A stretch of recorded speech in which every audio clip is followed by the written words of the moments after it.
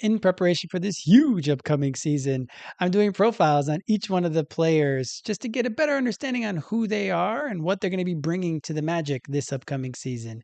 This video is going to be on the heart of the team, Jalen Suggs.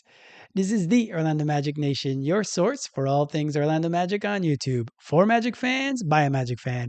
I'm Edwin Valentine, and I want to thank you very much for clicking on this video and spending a little bit of time talking Magic with me. You got to do the normal YouTube thing, so hit that like, share this video, and drop a comment below on what type of season you think Jalen's going to have this season.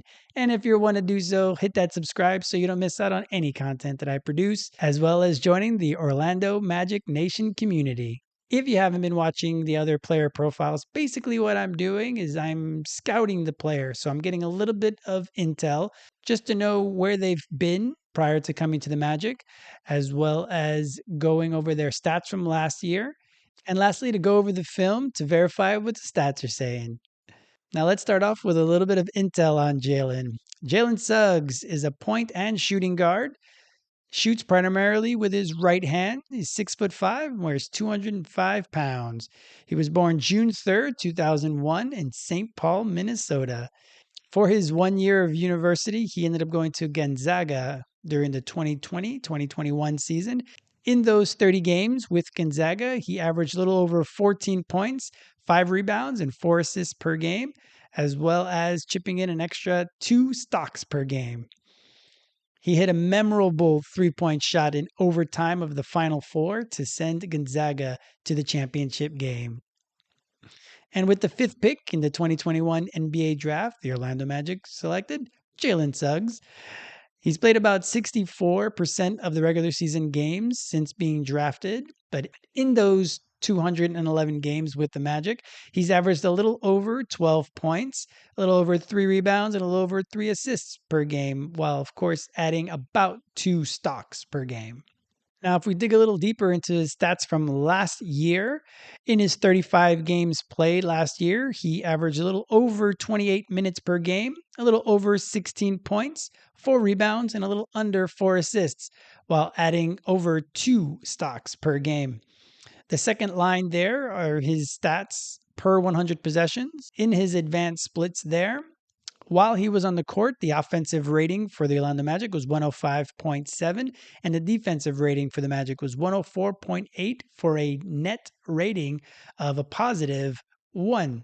You'll see a lot of guys in my previous player profiles from the Magic had a negative net rating just because we played so poorly on offense last year. But the defense was so incredible while he was on the court that he ended up still with a positive net rating. The last 2 rows at the bottom are from the website Cleaning the Glass. So what they do is they lump each player into different positions, but they don't do it point guard, shooting guard, small forward. They do it by point, combo guard, wing, forward, and big. For Jalen, he played primarily point last year, so he was a point guard. In his 35 games, he was in the 69th percentile of all point guards in usage with 28.1%. In the 42nd percentile in points per shot attempt with 108.1, in the 19th percentile in assist percentage at 21.6%, which brings his assist to usage ratio at 0.77, which is in the 4th percentile. No bueno there. And he's in the 21st percentile in turnover percentage at 15.7%. So as a point guard, as you can see, especially for setting up his teammates and getting assists, it's very low for point guards. So that's going to be something that hopefully he's able to, with better shooting, be able to have some more assists just because guys hit shots when he gets the ball to them. But he has to make sure to lessen his turnover percentage. As you see, 21st percentile is not going to cut it, especially if the team is looking to have championship aspirations. That final section there is his defensive and rebounding impact. In those 35 games, he was in the 100th percentile in blocks percentage at 1.8% for point guards, of course. For steals, he was at 2.2% and the 85th percentile. He fouled a lot, which is a calling card of the Magic defense, as we'll see more in the stats, at 3.9% of the fouls at the 15th percentile. Offensive rebounding percentage at 2.4% in the 55th percentile.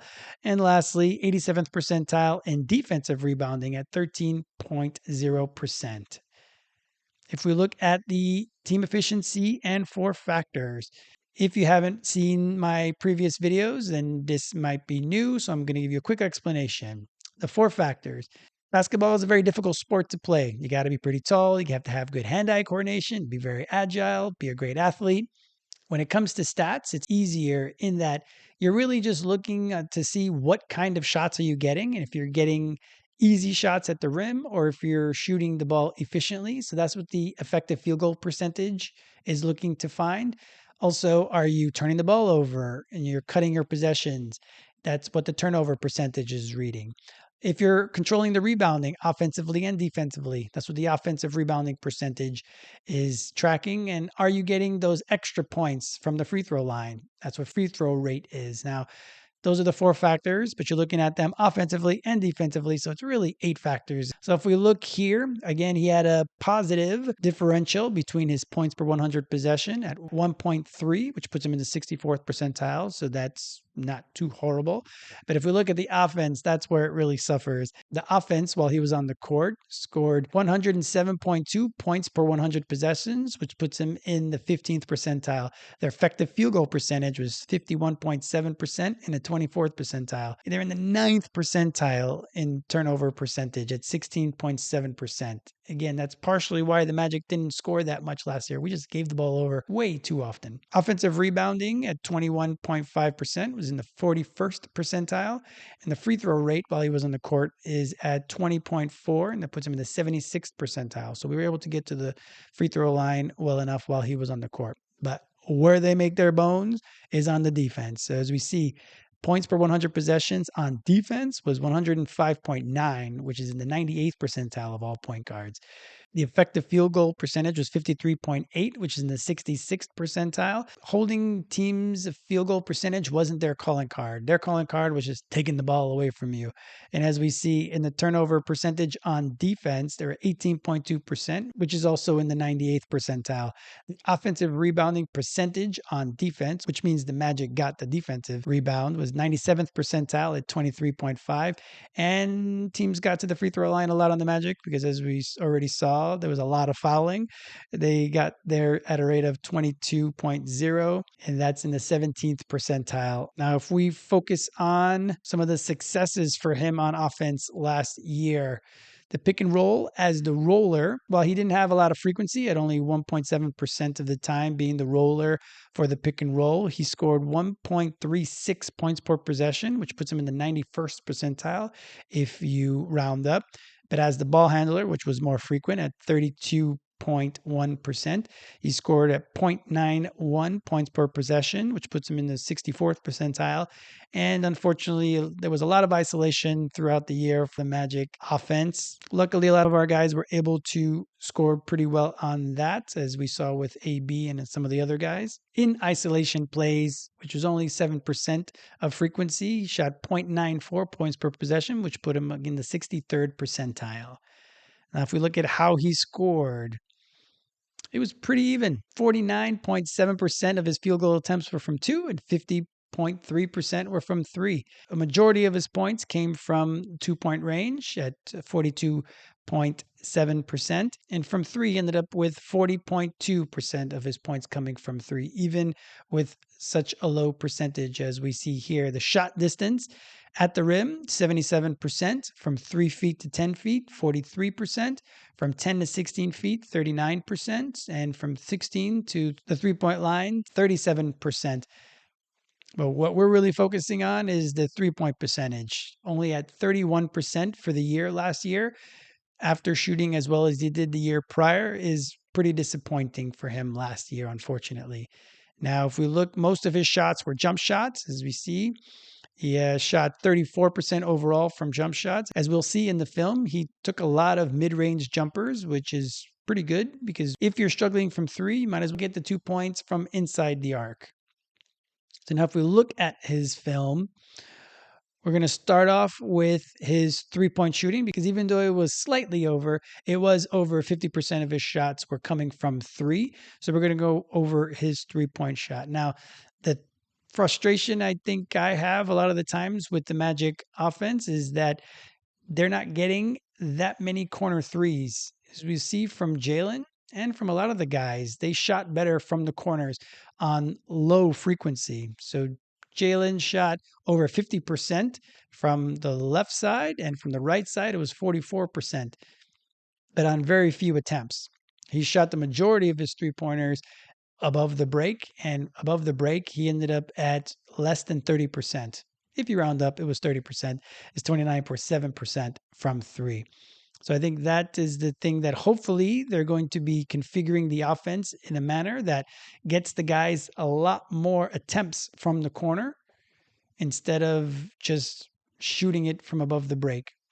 Now, some of that has to do with the fact that it's Paolo and Franz and Jalen are the ones shooting the shots a lot of the times when they were the number one option at different points throughout the season. Because once Paolo and Franz went out, then Jalen was the number one option on offense, and he was just pulling up like in this situation there. He just comes, walks the ball up, and then just launches instead of having a bit of action, a bit of him coming off curls, him spotting up like in that one.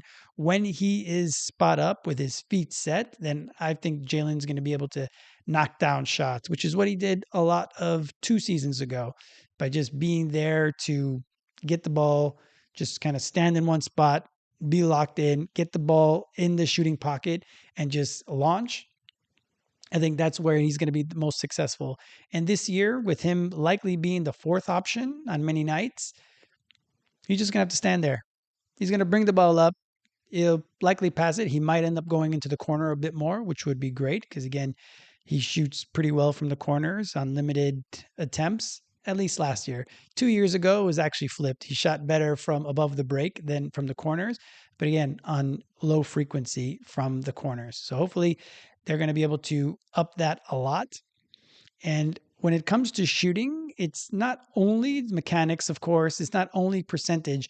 A lot of the times it's some type of shot. So, like I'm saying, if he's just going to walk up and shoot a quick three without, with a hand in his face, without having any action, without getting a screen, like there, he's able to shoot because he had a little bit of space. Here, he comes off action, goes, splash. Another one. This one, spot up, feet set, step into it, boom. Like it's sometimes it feels really elementary, but it's just the reality of the situation because there are so many different variables that are happening during any play. Of course, it's not always an option for him to just sit and stand and stay in one spot, but it's just going to be the way for him to succeed the most is just to be locked in and get that ball right into the pocket, which is something that hopefully if he plays with Tyus is going to get him the ball exactly where he wants and be able to hit those threes as long as he's on the court, which is always going to be the concern with Jalen because he plays so hard. Those little nagging injuries will keep him off the court. Again, see, steps right into it, hits it. When he was wild, when he would just kind of go in front of a guy or launch it right in someone's face, which would be nice and it always looks good in the stats, it ends up not working well most of the time. He starts going more into the corner here. Another one from above the break. But again, see, wide open, which is going to be his reality this upcoming season. Jalen is going to be open a lot this season, just as he was 2 seasons ago when everybody was healthy throughout the season. He won't be the first option most nights or any nights, hopefully. But if he gets hot from three and starts hitting 6 a game like he did a bit 2 seasons ago, then he might be the leading scorer in these games. But a shot like that, it's cool when he comes off and he hits it, but it's still not a high percentage shot. Now, again, 50%, basically 50% of his shots were also from inside the arc. So he shot a lot of middies. Some with turnarounds. Sometimes he lowered his shoulder. Simple play like that one. Less simple play. He was the number one option already at that point. So he just kind of he felt like he had to take the offensive burden on himself. But while Franz was around, Franz was taking on that load. So he mainly just had to be a bit of a spot shooter as well and primary ball handler as the lead point guard on the team. So hopefully that's going to be his role again this year. Just make nice, easy shots here. Get on that, get on the boards there. Doesn't get many offensive rebounds. Playing against tall guys like Jared Allen there, put them in the spin cycle a little bit. This one has to work hard on it. Get it, get the whoop. Keep that pivot foot down. A lot of his turnovers were off of travels and being out of bounds, things like that. Now, if you saw, they said that he only had 7 hooks throughout the year. I think these little floaters, I would count these as hooks when you don't have your second hand on the ball. You're just kind of floating it up there. So he had a good amount of these. I mentioned in AB's profile that he was pretty crafty with those shots as well. So Jalen was doing the same. Little floaters. This one's going to be off the backboard. So he's creative, especially taking on more of a responsibility when Paolo was out. And then when Franz was out, then he was the number one option. So he took on that responsibility, which is great to see that that's what he was looking to do and knew that was his role and took it on. He's crafty around the rim. He's very good athleticism, really creative, which was what helps with his passing. Now, sometimes he might be a little too creative, which is what we're going to go over a little bit in his passing bit. And in situations like that one, just when he runs back and he just kind of shuffles his feet, you're always going to be concerned for Jalen's health, unfortunately. Hopefully, we have a season or two where we don't have to talk about it anymore. Kind of like how JI now has been healthy for 2 seasons. So hopefully, there's no minutes restrictions or anything like that that they talked about in media day, that there likely aren't going to be any. So hopefully, he'll play back to backs and he'll be healthy. So I left this one in here because it's a fancy one. Didn't really show the dunks.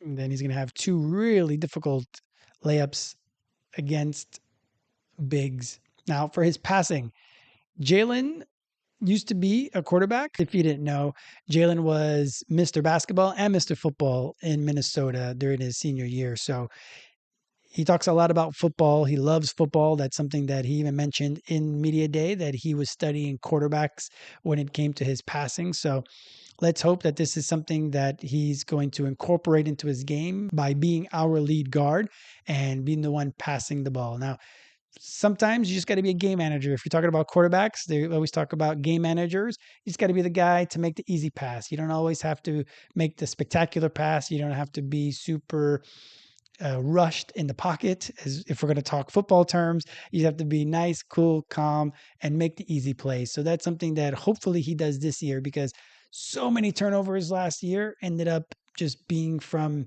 him going too fast, which we'll go over on the film. So we'll talk about that. But just when it comes to terms of passing, we'll use the quarterback terminology a bit more when we're talking about his turnovers. But make it simple. That's what we need. We need to get shots on goal, to use a hockey term or a soccer term. We got to get shots on goal. So just keep the ball low turnovers. That should be his focus this season, making the simple pass. Nice guy. The guys are going to be cutting for you. It's a nice one. Another one. A couple times Tristan, a couple times Mo, a couple times Franz. They just got to keep your head up. And that's something that he does. He does a good job of getting to the cut guys, of getting the ball to those who cut. There's a pick and roll for Mo. See, Goga there was looking for it up, and he was able to catch it on the run. So that's something that, as a point guard, you need to know where your guys want the ball. Dunk over Giannis by Goga. Yeah. Nice little slip and dunk. Another one for Tristan, finishing with the left in the pocket. So he has pretty good pocket passing when it's up close. When it's in tight, when he's in the paint, and he can also spray the ball out to his shooters. Now, again, last year the guy shot so poorly that everyone's assists were down last year. The team as a whole had really poor assist numbers just because we shot so poorly.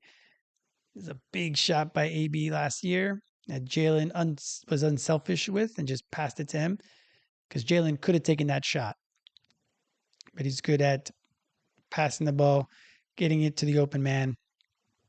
It's unselfish, which is great, especially if you're going to be the lead guard. He has pretty good touch when it comes to the alley oops, which is what you really want. You want them to have feel and vision. Those are the two things I think are the biggest when it comes to a point guard or a lead guard. And Jalen has those. I feel he's just when he's on the court, he's like a puppy with all that energy all the time that sometimes he just gets a little over himself. This spectacular pass. He's got that arm. And he makes another spectacular pass there. But like I said, singles. You just got to make singles. As I mentioned, he's going to be rolling around a lot. He's going to be on the floor because that's what he is. He's tenacious, and he can be a free safety as well, not just a quarterback. Like coming out here, just reading the passing lanes, getting in front, and just intercepting a bunch of these passes.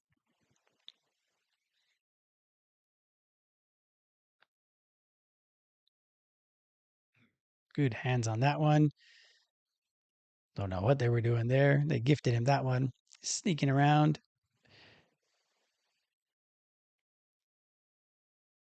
And that right there is a read. That's the type of stuff I'm talking about. Now, this play right here is the play that just endears him to the Magic fans. That's why I call him the heart of the team, because he full lays out for just a deflection. He didn't even get the steal really. That ended up going to Tristan, but just a deflection by going all out, all of his body onto the floor. That's what you love about Jalen. So yes, you take the good and the bad, you take the minor injuries, the nagging injuries, you take all of that as a fan, and you love him just because that's the kind of player he is, and that's what he brings to the team.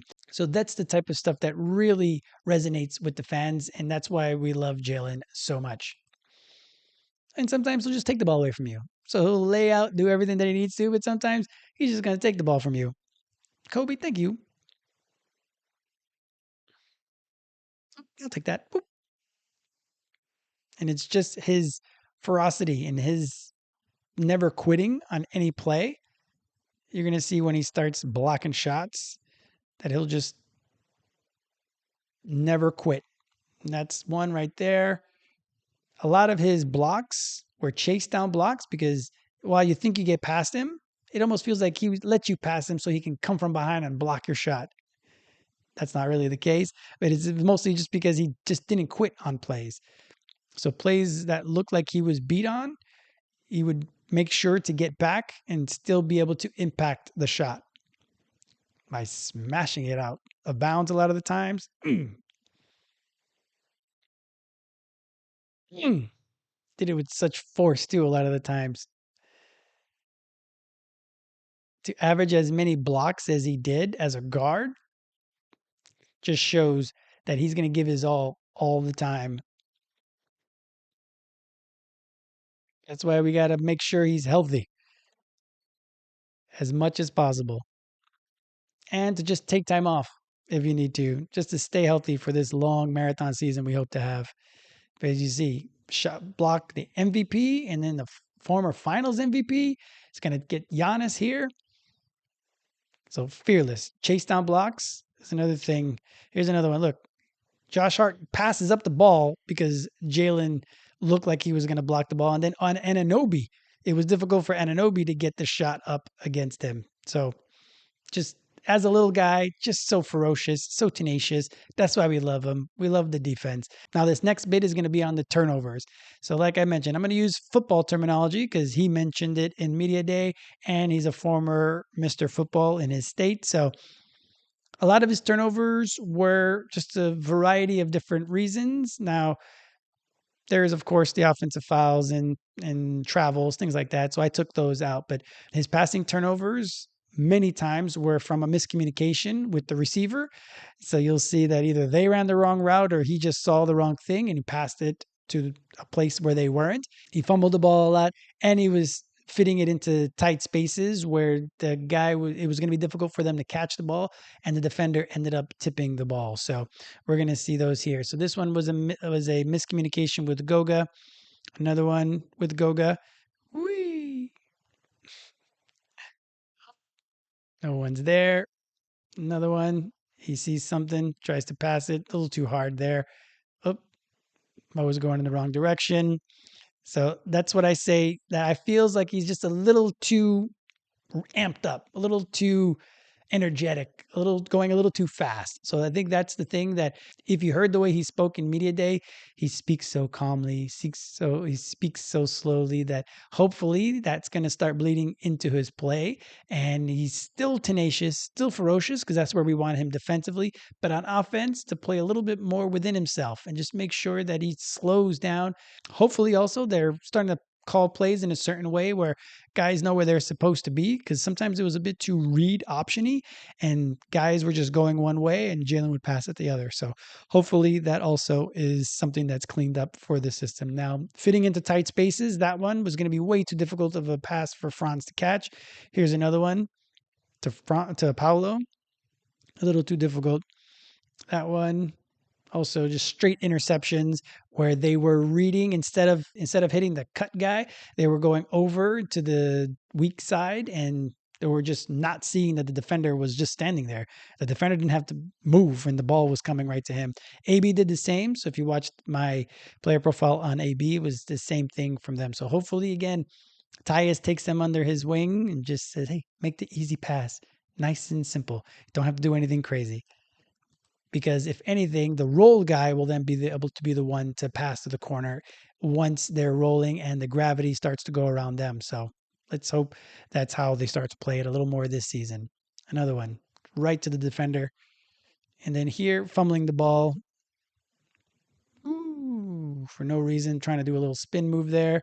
Here, ball just pops out. Now this one's against a good defender. Good job on Allen moving his feet. Just kind of misses that and just kind of fumbles it away. So that's the film on Jalen. Everything with Jalen starts off with health. So the first thing we got to hope is that he's going to be healthy this year, because that's going to be what we want for him, is what's going to help the team. He has to be able to be as healthy as possible. So if that means he plays 65 games, great. Ideally, he would play that many, obviously, just because we want him to be eligible for things like defensive team. We want him to be in the running for different awards, like maybe comeback player of the year. So we want that for him. But if it is less than 65 games, then so be it. But as long as he's healthy when it's time for playoffs, because when it comes to playoff time, we need that kind of defense. And when it comes to his role on offense, now on offense, he's going to be the lead ball handler. Likely he's going to start, even though in my opinion, I'd rather Tyus start, just because I want to preserve Jalen as much as possible. But I understand earning over $30 million a year that it's going to be a little too high of a price tag for him to come off the bench. But again, I'm looking to preserve him. So no shade. Of course, he is a starting point guard in the league. I think he would be great. I just want to try to preserve him because he's not going to change his ways in diving all over the place for the ball. Anywho, back to his offense. I think he's going to be open a lot. Like I mentioned during the film study, he's going to be open. He just has to sit there and knock down open shots. I don't know if he's going to be in the corner or if he's going to stay above the break.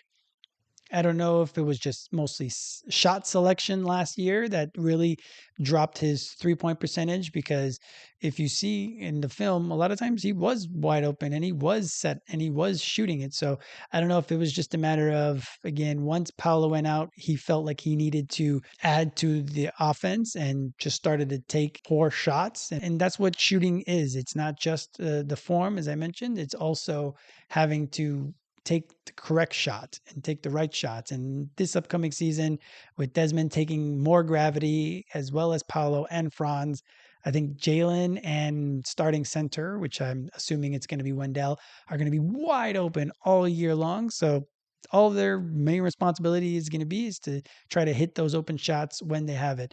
Now, he can continue to dominate the ball and he can drive, as we've seen. He's pretty creative getting the ball while in the paint or in the mid range. So hopefully he just continues to work on all of that. But for us, obviously it's going to help on he's going to help most on defense, and I think that's what we're looking for more than anything from him, because Desmond is a good defender, but he's just not a plus plus defender like Jalen is. So to really balance our starting lineup with plus defenders is really going to help for the overall defense. Now, are we going to stay number two? Possibly not. We might drop down a little bit, but as long as our offense is so much better and we're out of the bottom 10, then everything is going to fall into place for the Magic.